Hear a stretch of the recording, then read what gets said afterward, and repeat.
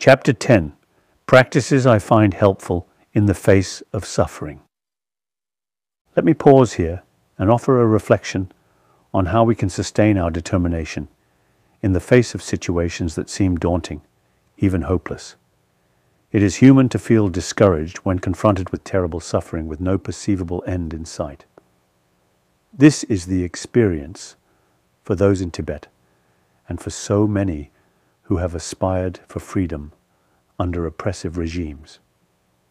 This must have been the overwhelming feeling for those many thousands of students in Beijing in 1989, in the wake of the cruel crackdown. Many a time, in the years since 1950, I too have been confronted with such feelings and have had to sustain my sense of hope. Here are some practices I have found helpful in my own life. First and foremost, I remind myself that in any important journey, we will face difficulties, so it is crucial to adopt a stance of being prepared right from the start. This way, when we meet adversities, they do not come as a shock out of the blue and catch us unaware. As a Tibetan saying goes, hope for the best and prepare for the worst. Suffering and problems are an inevitable part of human life. The question is how we respond. When we face suffering caused by natural disasters, despite the devastation and the loss of human life, generally, we are able to cope with the pain without giving in to defeatism or bitterness. These tragedies also bring out the best in humanity, and people respond spontaneously with compassion. There is, however, man-made suffering, for which we humans ourselves are the direct cause. It is this class of suffering that is harder to bear and requires more strength on our part to deal with. There is the risk of giving in to despair and hatred, or responding to violence with violence. Unfortunately, we humans tend to keep repeating this cycle. The key here is never to lose sight of our shared humanity, common to perpetrator, victim, and ourselves. It is exactly for this reason I have always urged my fellow Tibetans to guard against hatred toward the Chinese. I once told my fellow Tibetans, when marking the first anniversary of the uprising in 1959, that in spite of the fact that we have to oppose Communist China's actions, I can never bring myself to hate its people. I said that, especially from the perspective of our struggle for freedom, hatred of an entire people will be a weakness, not a strength. I also reminded them that when the Buddha spoke of hatred leading only to further hatred, he was not just giving a spiritual teaching, he was also giving practical advice. I truly believe that a movement rooted in hatred, however noble the cause, will destroy the basis for a lasting future resolution. In Buddhist teachings there is, in fact, a special emphasis on viewing one's adversaries, those who are creating trouble for you, as spiritual teachers. Regardless of their intention, they provide you with the opportunity to practice patience and compassion.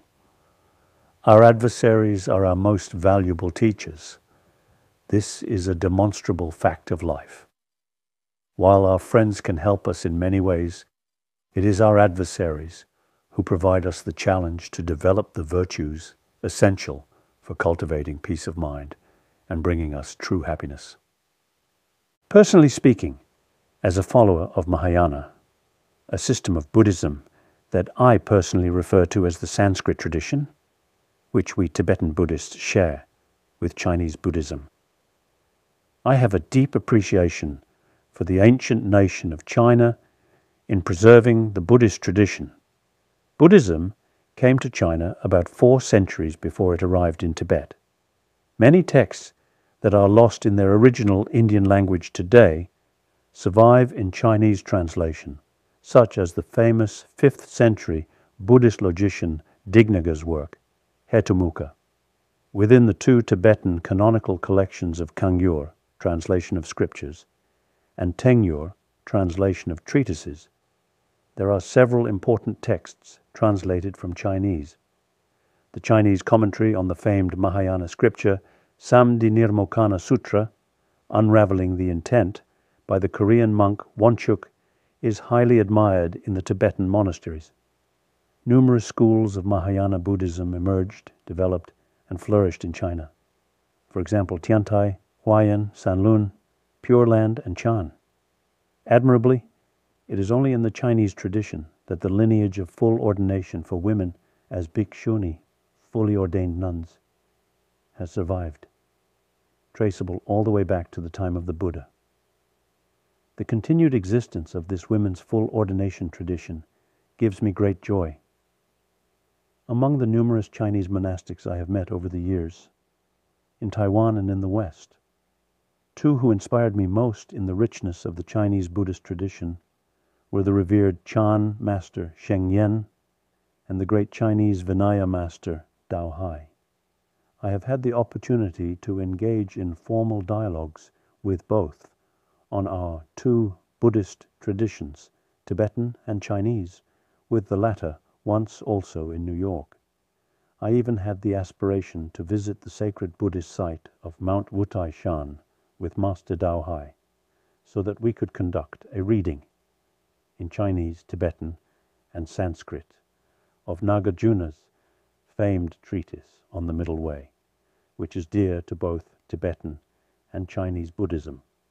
Needless to say, the courage and spirit of the indefatigable Chinese pilgrims who traveled to India in search of Buddhist texts and practice traditions has been a profound and continuing inspiration for me. From Faxian at the end of the 4th century to Xuanzang in the mid-7th century and Yijing in the later 7th century, these extraordinary monks risked everything for the sake of the Dharma. One remarkable thing about these Chinese monks is the meticulous records they kept of their journeys. Of these pilgrims, Xuanzang's enduring contribution is universally recognized today. His story is the inspiration behind the famous fable of Monkey in the Chinese literary tradition. It was thanks largely to Xuanzang's records of the Western regions, a massive account of his travels formerly prepared for the Tang Emperor on his return, that many of the important sites associated with the life of the Buddha and with the history of Buddhism in India, such as Nalanda University, were later rediscovered. Today, millions of Buddhists from all over the world are able to make pilgrimages and honor these sites. So I have always been someone with a deep reverence and respect for the ancient nation of China and its people. Second, I find it helpful to adopt a wider perspective, since our sense of being overwhelmed or powerless often arises from viewing a problem too closely. If you look at your palm up close, you can't see your hand properly.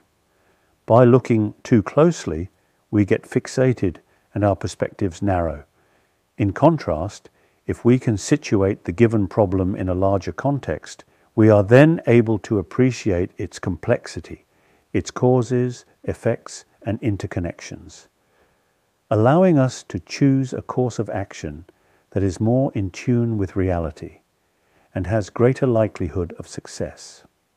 The wider perspective also allows us to see any issue within its right proportions, making what previously seemed insurmountable possible to manage, and to recognize any positive aspects there might be despite what has happened.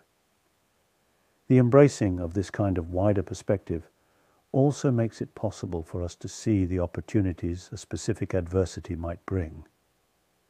As I have often stated, becoming a stateless person brought me closer to reality. When you are a refugee, there is no room left for ceremony or pretension. Had I remained in Lhasa as the theocratic ruler of an independent Tibet, imprisoned in what might be called a golden cage as the holy Dalai Lama, today I might be quite a different person. Being outside my homeland as a refugee has allowed me to meet with people from so many diverse backgrounds and walks of life, from fellow spiritual seekers to scientists, from activists to political leaders, and from artists to engineers. I particularly cherish the privilege I have had to establish friendships and engage in deep conversations with scientists. I would argue that my own Tibetan Buddhist tradition, too, has gained a lot from my being in exile.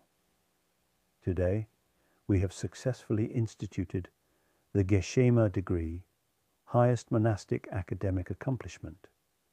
For the nuns, introduced formal science education in the monasteries, and initiated ongoing dialogues and collaborations with scientists on the study of the mind and possible applications of mind-based tools for greater mental well-being. The point is that if, instead of adopting a wider perspective, we had chosen to remain fixated on our loss, we would have never had the will or inclination to explore the opportunities that opened up in the wake of our tragedy. Third, it is essential to choose optimism as a basic standpoint, however bad things may seem. The problem with its opposite, pessimism, is that one has already chosen to give up, even before trying. Of course, optimism must be based on an appreciation of reality and a clear-eyed approach to seeking the best way forward. In the case of Tibet, for example, the issue is existential, and we don't have the luxury of giving up. That is what pessimism is. Fourth, it is important to recognize and appreciate past successes, no matter how small. This is vital for encouraging ourselves and recharging our motivation to keep on going. We must never lose hope and must always maintain it if we are to meet with success in the challenges we face. With hope, we have the courage to care and the courage to act. Finally, regardless of whatever happens, we must never lose faith in humanity. Here, the key is to remain in touch with our own natural capacity to care for others and never become divorced from our shared humanity, even in relation to those who might have done us harm.